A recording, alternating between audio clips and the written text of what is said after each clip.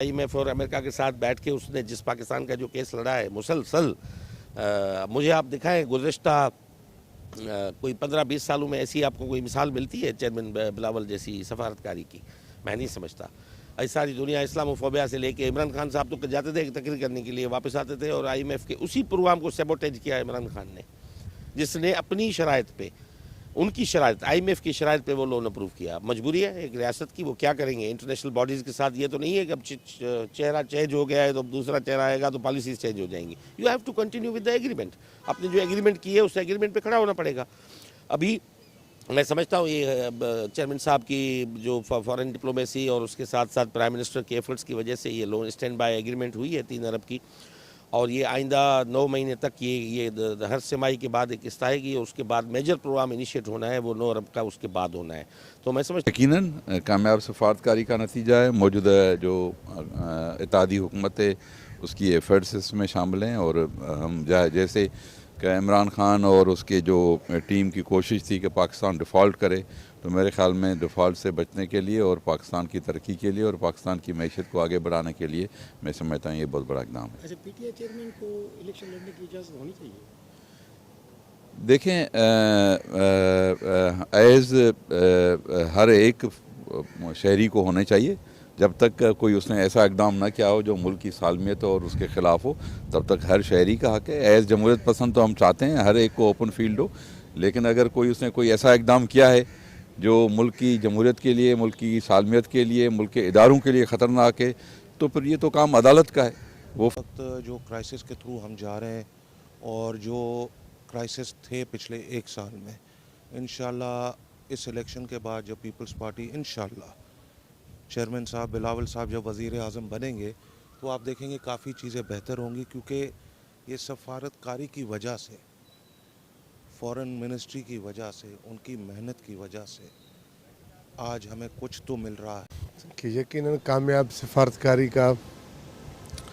और पूरे पाकिस्तान की मौजूदा जो सियासी क़यादत हुकूमत में है उसका, और फिर ये जो पाकिस्तान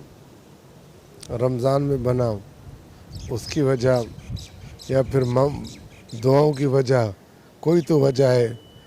जो हुआ है। जिस तरह अगली हुकूमत मामलात को ख़राब करके गई, वो IMF हो, वो सऊदी अरब हो, वो चाइना हो, या फिर साइफर लहरा के बातें की गई, उसके बाद तो कोई उम्मीद नहीं थी कि कोई हम पे ट्रस्ट करेगा। बट फिर भी देर आए दुरुस्त आए, स्टेबिलिटी आएगी।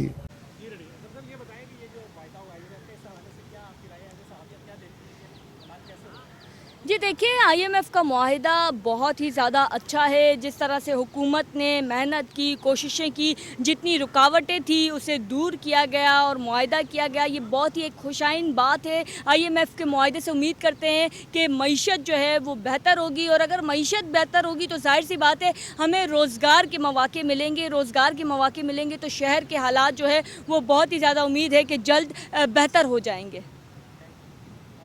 ये बताएं कि ये जो वायदा हुआ है IMF का, इससे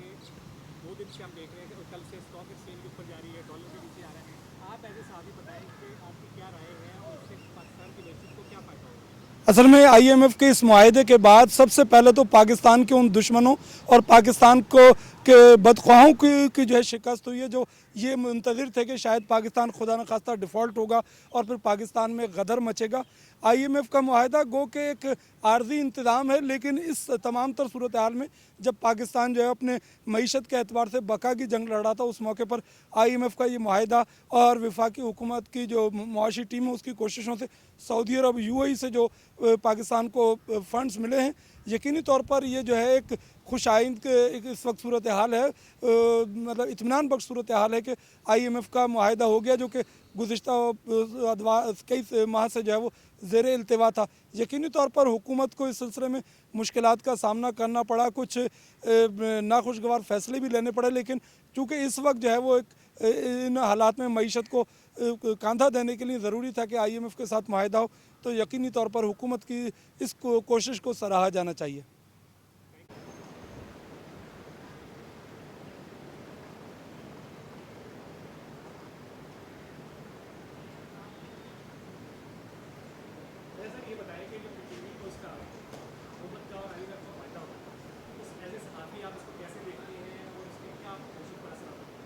बहुत शुक्रिया पाकिस्तान टेलीविज़न का।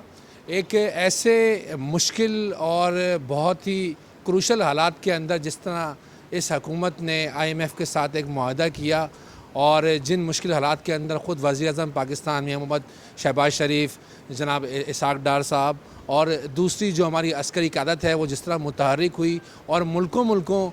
पाकिस्तान के लिए, अपने वतन अज़ीज़ के लिए गए, 2 ममालिक को इकट्ठा किया और वो जो एक प्रोपेगेंडा पाकिस्तान के ख़िलाफ़ किया जा रहा था, जिस तरह माजी में हम देखते हैं कि बहुत सारी जगहों पर अगर हम कहें कि मुल्क दुश्मनी की गई इस मुआहदे को रोकने के लिए, तो ऐसा कहना गलत नहीं होगा, लेकिन हुकूमत ने हिम्मत नहीं हारी और डिफ़ॉल्ट के वो जो सारे ख़तरात थे उनसे मुल्क को निकाला। एक आम शहरी को इससे काफ़ी ज़्यादा रिलीफ़ मिला है। उसको ये इस बात की आगाही हुई है कि जो उसके हुक्मरान हैं वो सोए हुए नहीं हैं। इस मुश्किल हालात में भी मईशत को संभालने के लिए जिस तरह दिन रात एक किया गया, मुख्तलिफ़ ममालिक के दौरे किए गए और तमाम ही सियासी क़यादत, जिसमें ख़ास तौर पर मियां मोहम्मद शहबाज शरीफ हों या बिलावल भुट्टो ज़रदारी हों, मौलाना फजल रहमान हों, इन सब ने जिस तरह मिलकर एक मुश्किल हालात में हुकूमत को संभाला था और फिर जिस तरह कुछ आवाम के जज्बात के ख़िलाफ़ भी फ़ैसले करने पड़े, लेकिन उस टाइम भी वज़ीर-ए-आज़म साहब ने हिम्मत नहीं हारी और अब ये मुआहदा हो गया। तो मुझे यकीन है कि ये जब डॉलर्स पाकिस्तान पहुँचेंगे तो हमारी जो मईशत है वो अच्छी होगी, रोज़गार के मौक़े आएंगे और जब आवाम खुशहाल होगी तो इंशाअल्लाह ये जो कुछ मुश्किल शराइत हैं इनमें भी ज़रूर कमी आ जाएगी।